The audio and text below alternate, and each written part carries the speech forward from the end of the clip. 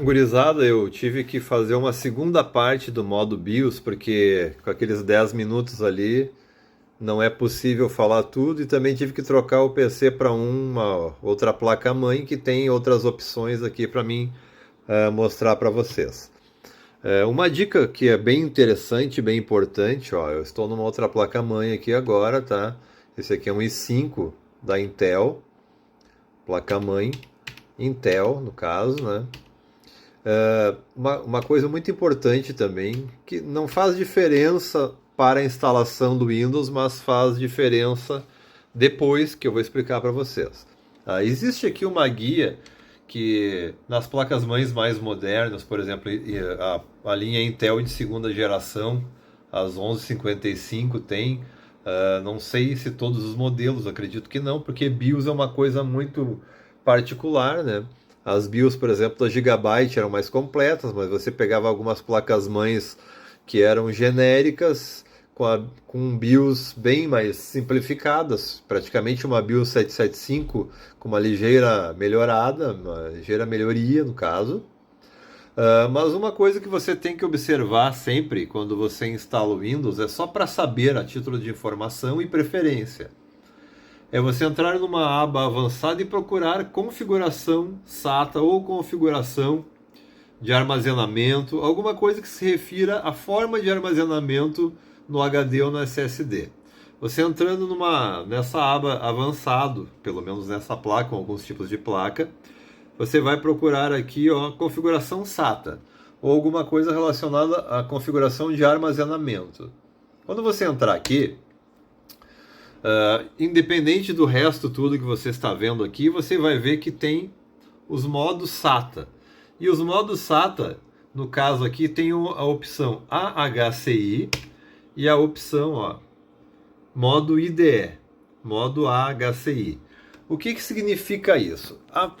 O modo IDE é um modo mais antigo, que oferece uma tecnologia mais antiga, mas que tinha uma certa compatibilidade maior com alguns periféricos antigos. Se você tem um computador com hardware e periféricos mais antigos, o modo IDE é o mais indicado, segundo, né, a definição que os próprios criadores desses modos e fabricantes determinam ou mostram ali.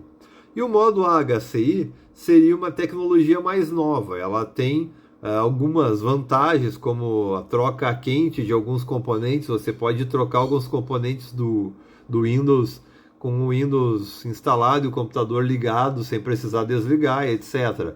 Mas o que muda de uma para outra não é o mais importante aqui, não é esse o foco, porque na realidade é muito complexa a diferença entre uma e outra. É uma coisa que está bem dentro do mundo daqueles que mergulham nas especificações técnicas detalhadas, né, da questão de hardware.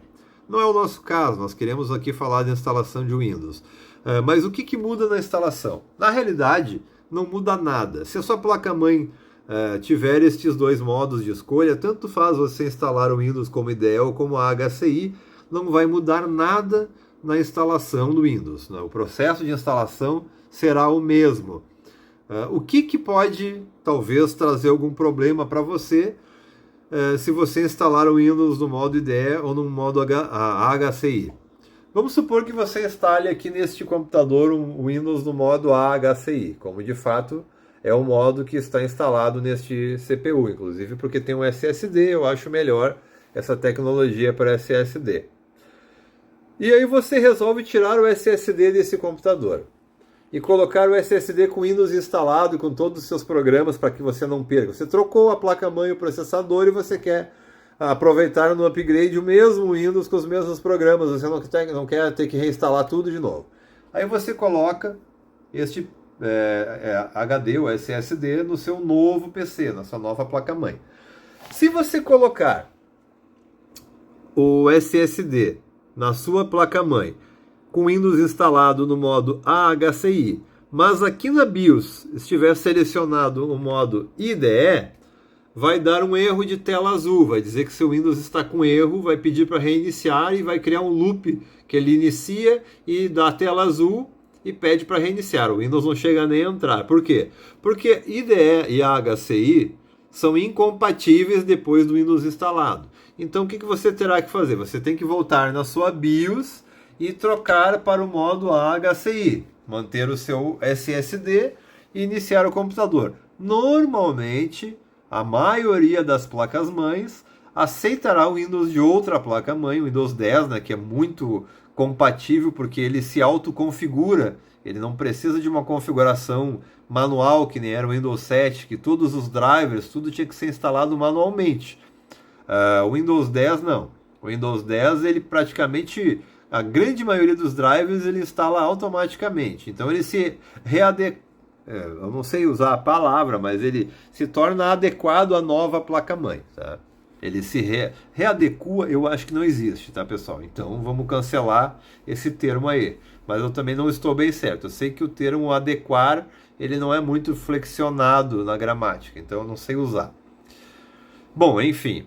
Então o que acontece? Você só precisa, quando você trocar de HD ou SSD, tirar o seu SSD de um computador para colocar ele com Windows já instalado em outro, é quando você vai ter que se preocupar com isso. Existem placas-mães mais antigas que, como aquela outra que eu estava mostrando no vídeo anterior, ela só tem o modo IDE ou RAID. O RAID ainda é mais antigo, então com certeza você não vai precisar se preocupar com o modo RAID praticamente nunca. Tá? Não é nem questão de antiguidade, é um outro tipo de modo que não se usa esse termo mais hoje em dia, não se usa mais ele hoje em dia. Então você só precisa se preocupar se você colocar o SSD no outro computador. Se o SSD for instalado em IDE, você coloca IDE aqui na BIOS da placa-mãe e na grande maioria das placas-mãe o Windows vai iniciar normalmente. Se você vê que der um erro de tela azul, disser que o Windows tem um problema ali, precisa ser reiniciado, você troca para o modo HCI. E como é que eu faço para saber se o modo HCI e o modo IDE estava instalado no SSD? Quando você está com o SSD já em mãos, retirado do PC, não tem como saber. Você vai ter que fazer de modo experimental, trocar um pelo outro. Se você começar com IDE e não entrar o Windows, você coloca em HCI e inicia de novo o PC. Se em nenhuma das formas o Windows iniciar, aí nós temos um outro problema. O problema é que algumas placas-mãe simplesmente não aceitam Windows instalado em outro PC que não seja elas, em outra placa-mãe. Aí não tem solução, você vai ser obrigado a reinstalar o Windows, tá? Não tem o que fazer.